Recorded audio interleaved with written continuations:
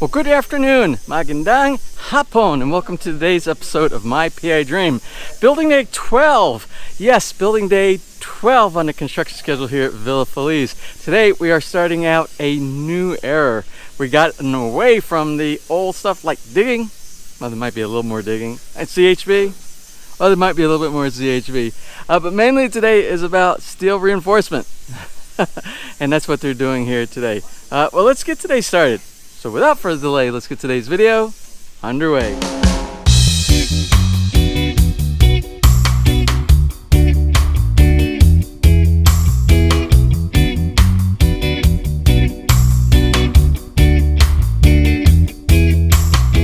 Well, I don't know if you noticed, but I did grass cutting this morning.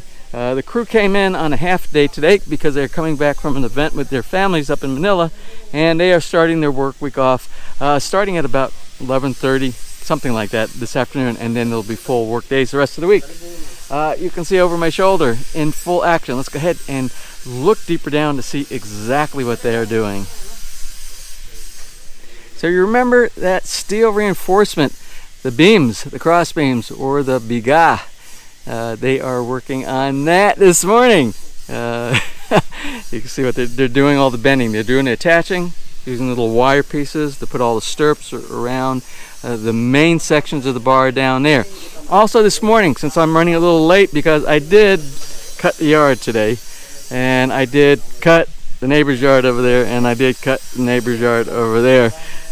You're welcome, John and Corey. But what we're doing here, they also did this. You can see they attached the long piece of the rebar to the sections that they put the short section of the rebar that's embedded inside the concrete hollow block. There's a section at the top, there's a section at the bottom. Top, bottom.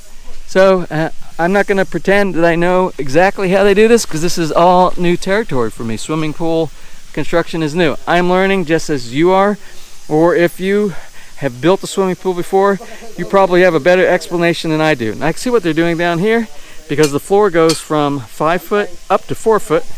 They're doing custom bends for the beam that's going across there, that cross beam. So it's all perfect, the same size all the way across. I'm really impressed. And one more thing I want to mention this morning, we are going to do a little time lapse. I'm doing the change up. We've been doing from that window all the time lapse down here, but when we are doing more things like this that you really need to be able to see inside the pool, I moved the time-lapse GoPro. It is going to be recording from this point right here, so we have a much better way of seeing what's going on inside the pool, because I don't think we'll get a good view from way up there. Now, something else you probably noticed that you didn't see last week, you're seeing a bunch of black letters and dashes all around here. I got a little antsy this weekend, and I decided to grab my laser level, and I ran a laser line around the swimming pool area for I just wanted to see what the level was all the way around. You notice it's higher here. There's more space on the side than there is on here. But the foreman over here said no problem. That's what they've compensated for that. When they're building, it's not going to be any issue. So I'm just leaving that portion up to them, because I don't know pool construction. But the letters, let's talk about the letters. Everywhere you see an LD, that's where a ladder is going to be. Right here, L, everywhere you see a L is going to be a light. So over there is going to be a light. A little tiny round circle is going to be return. Let's see, light there. And I'm going to explain to you why I selected a lot of these places. All right, if you see over here, LD, ladder, S, skimmer, L over here, that is going to be a light. And directly underneath me here, right here, is also going to be a skimmer. Actually, I think right here in this area.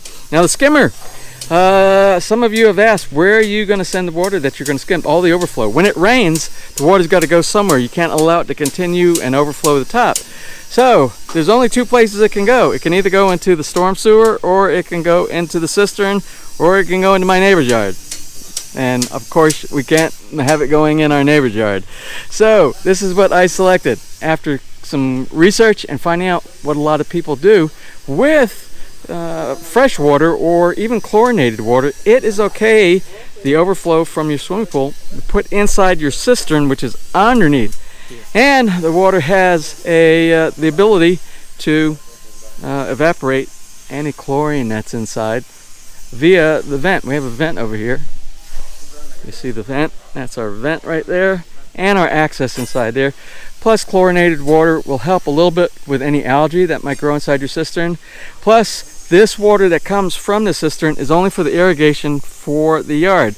So we're not worried about the chlorine that's inside there because most of it will be evaporated out. Plus, we have a 2-stage filter underneath this area right here. A lot of people do it. A lot of people say it's a good idea. Now, you're probably saying to yourself, James, what happens when your cistern fills up from the overflow water?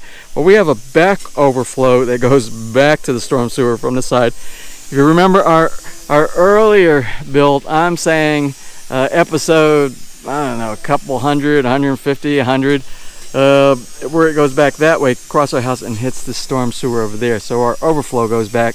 And it's normal water. It's rainwater that will go back in that direction. And one more thing that Ness and I, it was a good opportunity this weekend for us to kind of stand around here and kind of look at how the progress is going here. And we found a vulnerability and maybe a safety feature that we addressed. And it has to do with this section. You see where the light is going to go there. That's a pad. This is a pad, ladder. But we don't want this opening right here because it's going to be much narrower. And if anybody were to go to this point right here, not knowing that that's a drop off right there, it could be a safety hazard, especially for the kiddies, the kiddos, the little ones. So what we're doing, I spoke with the foreman here this morning, and we're going to, from here on the side of the planter, we're also going to extend to this corner right here. We're going to raise up a wall right there. And it will have a coping, just like the coping that goes on the top of the planter here as well, and it will define the space so people know not to cross that line. We'll always have plenty of light at nighttime, always have plenty of light during the daytime, but just for safety matters, we're going to go ahead and put a wall right only in that section right there. Now, something I want to talk about, why did I select these places for these lights and the returns? Well, we already talked about the returns last week, so we're not going to go back into that. But the lights, you don't want lights pointing towards the back of your house if you can avoid it. Like if we were standing on the back porch or something like that, and we had lights on this end pointing that way, or lights here or here pointing that way, you're going to see lights. It's not going to allow you to enjoy the beauty of your swimming pool. So what we tried to do, we tried to find the best places that focus away, also give us the attention to the detail of that specific area. Like that light over there will handle this pad, but it goes over this way. This light here will handle the 4-foot section right here. It goes this way, away from the house. And then there's going to be another light right at the bottom of this section right here that illuminates this entire pad, so you'll know when you're going down the ladder over here. And I didn't want to put it over there because that goes in this direction, because we have the light that will do this area. This light over here, even though it's pointed sort of towards the house, this light over here is going to be blocked by the planter. We have the bridge over there, so we shouldn't have any issue with lights getting in our eyes over there. And one more thing I want to discuss about the placement of things is the ladder. Because of you and because of Ness, we're concerned with family members getting into the deep section in and out easily without having to go this step, and then this step over here. We're adding a second ladder. The second ladder will go right here in the deep section, the 5-foot section right here, so you will be able to get in and out from this point right here. Well, Ness is calling me. She's telling me it's lunchtime. I think these guys had their lunch before they got here today. So I'm not going to bother them. We'll be able to cover everything watching that time-lapse video. And what do we have for lunch today, Ness? Fried chicken. Chicken. Roast chicken. Roast chicken. All right, so time for some roast chicken. Bread or rice? Rice. Roast chicken and some rice. So let me get some lunch, and then we'll get back to the swimming pool build.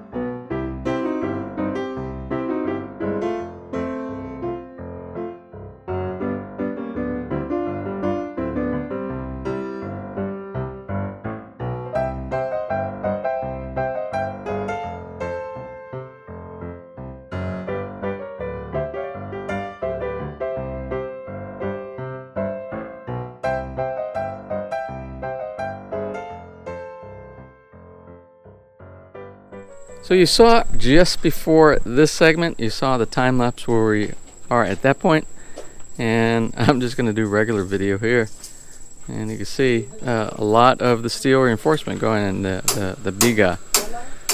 Also, something that's different, you see something that's the color blue. We have a drain pipe going inside into the center of the pool back here in the 5-foot section.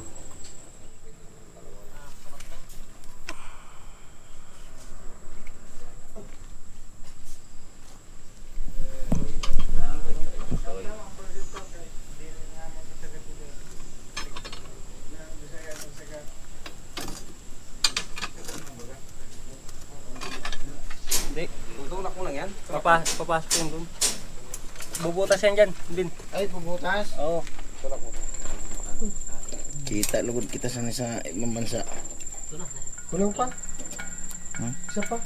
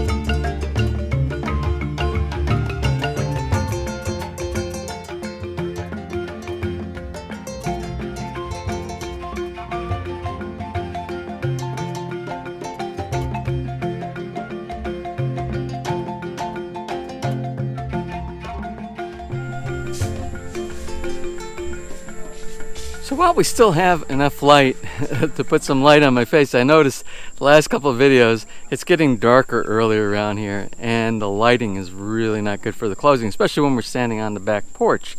So we're going to close from right here. The guys still are working here, but I want to get this video inside. I want to get the files in while we still have light. Also, before we close for today, we have a birthday shout out, and we have a birthday shout out from somebody from Nebraska, Bill Elfgren. Bill Elfgren is he's turning 42 today. Anyway, I want to wish you, Bill, I want to wish you a happy birthday. So I'm really impressed at the detail these guys are using, making sure that they have enough clear cover from where they're putting the rebar around each one of the areas that they're going to be pouring the actual concrete here, maybe by the end of the week. When I say clear cover really means it's the same thing when we use the term when we're building a house. Make sure you have enough concrete around the outside of the steel reinforcement so it does what it's supposed to do. The steel reinforcement provide the integrity of the concrete itself and make it very strong. Tomorrow, I think a bunch of the same of what's going on here today. A bunch of rebar support. They got to do all the framework inside there. Maybe lay some more of the blue pipe for the returns and things like that, and get it over to the life support system. It's going to be where the waterfall is. So again, while I have a little bit of light here in the backyard, let's go ahead and close. Now, if you enjoyed today's video, please give me a thumbs up. Please share, and if you have not subscribed, just click on the little MPID dream heart in the bottom right hand side of your screen. You will be subscribed, and you'll be notified the next time I upload a new video. So until such time, from right here in the Philippines, you have a wonderful and blessed day.